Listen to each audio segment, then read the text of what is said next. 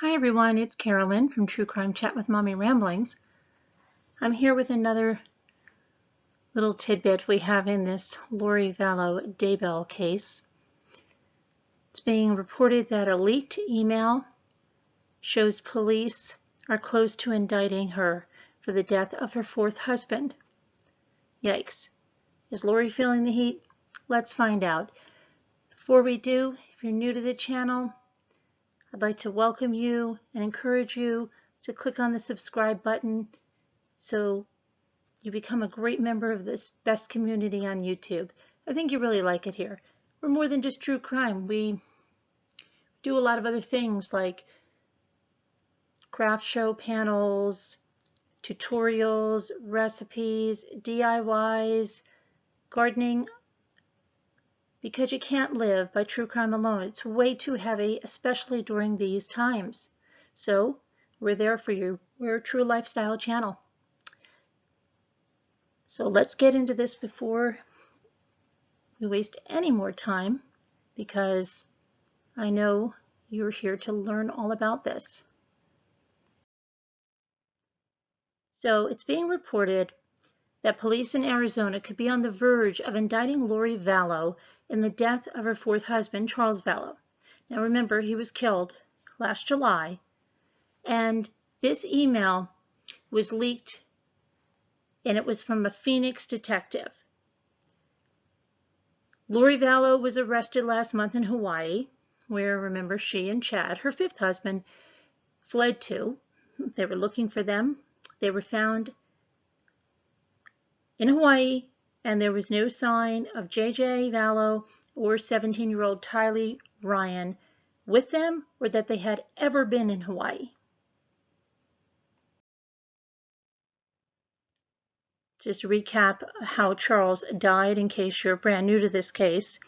Back in July, on July 11th of 2019, Lori's ex-husband, Charles Vallow, he went to her home in Chandler, Arizona to pick up the couple's adopted son, JJ. And allegedly, the pair got into a heated argument. And in comes Lori's brother, Alex Cox, to the rescue. He fatally shoots Charles and tells the police that he did that in self-defense because, he said, Charles had a metal baseball bat and he struck him on the head.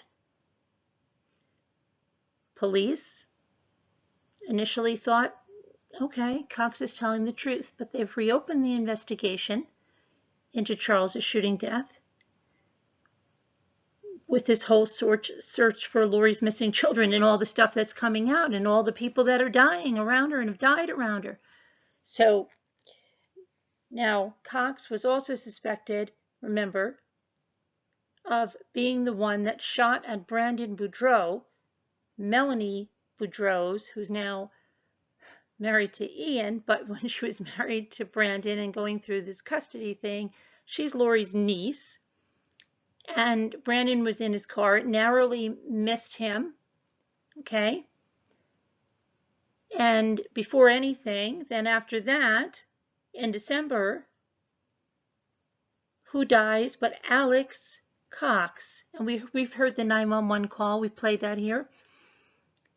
The circumstances are still mysterious around that, and his death is under investigation. So now you're basically caught up. Well, can you ever be caught up on this case? I don't think so.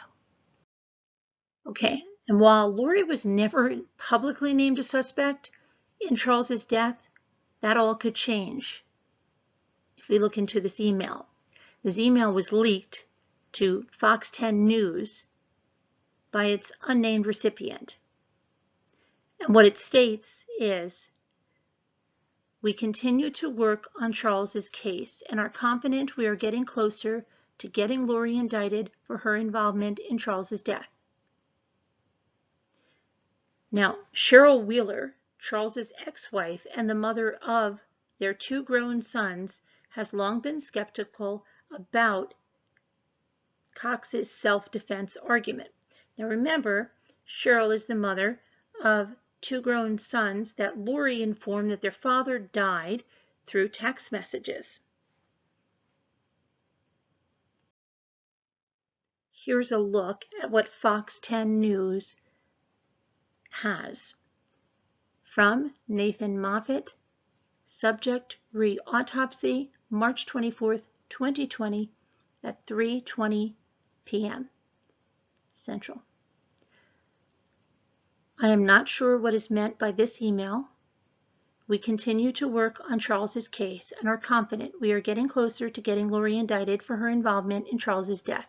My phone is always on, and I'm here to answer any questions or discuss any concerns you have.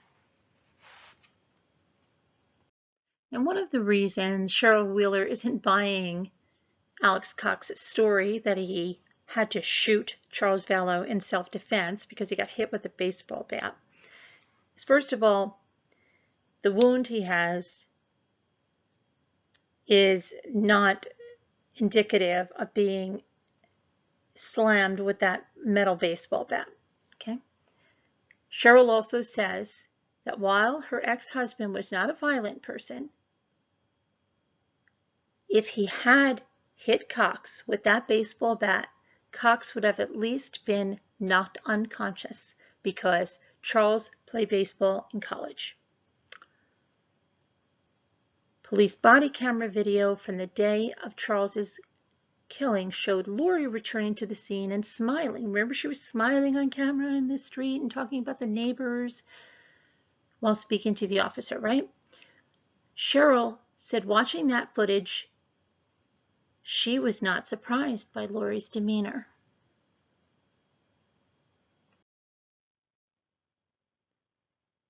Charles had filed for divorce from Lori, who he was married to for more than 10 years, just 5 months before his death in July of 2019. It has been previously reported that Lori waited 32 hours before casually telling Charles's sons via text about their father's death. And then she ignored their frantic questions for 4 days about, what was going on, was going to be more. She just ignored them. Weeks after Charles's death, Lori moved her children from Arizona to Idaho, where her soon-to-be husband, Chad Daybell, lived with his then-wife, Tammy. But we know, remember, that she was doing things, 17 days before Tammy died, like buying a ring and shopping for dresses and going with Chad to the storage unit where he taps her on the butt. Tammy was found dead under mysterious circumstances on October 19th, and her obituary stated that she passed away in her sleep. So while this 49-year-old mother's cause of death was initially ruled as natural, an investigation was opened because police learned about Chad and Lori's quick marriage while searching for the kids. So a whole bunch of worms came flying out of that can that was opened when that investigation into JJ and Tylee missing came out. Things that I'm sure Lori and then again Chad thought they got away with. The body of Tammy was exhumed on December 11th, and the results of her autopsy have not been released, and we're told they're still pending.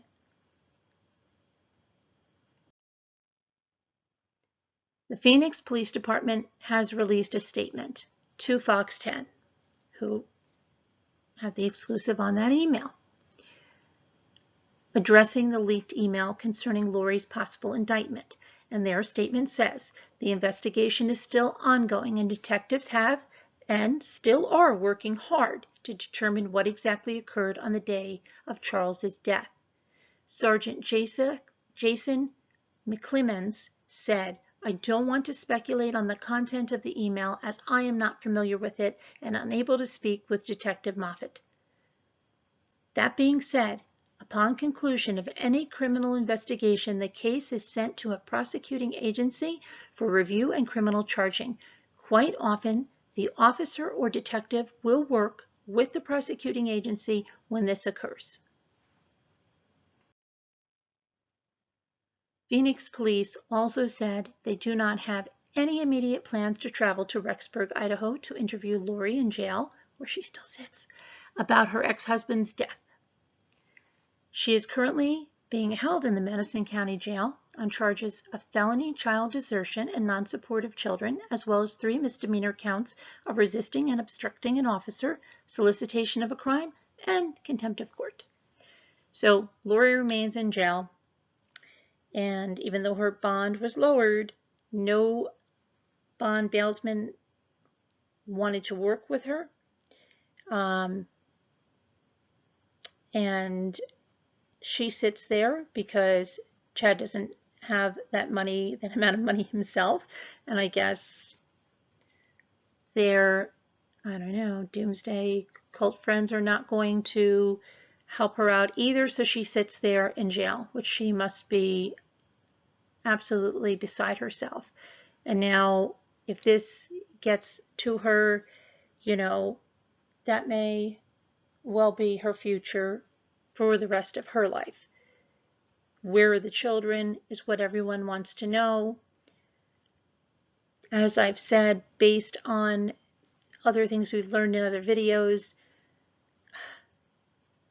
if Chad and Lori really felt and believed that the children had turned into zombies, their solution to that would have been very drastic.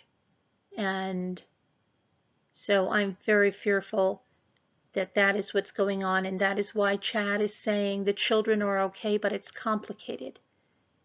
Yeah, he believes the children are okay because they freed them by taking out their bodies, is what they thought. Yeah. So we'll have to see. I'm sure more will be coming out, and we will keep you updated. Thank you again for watching, and if you found this video to be informative, I'd appreciate a thumbs up on it and to share it. That would really help out. Thanks so much. Have a great day. Stay safe. See you later, guys.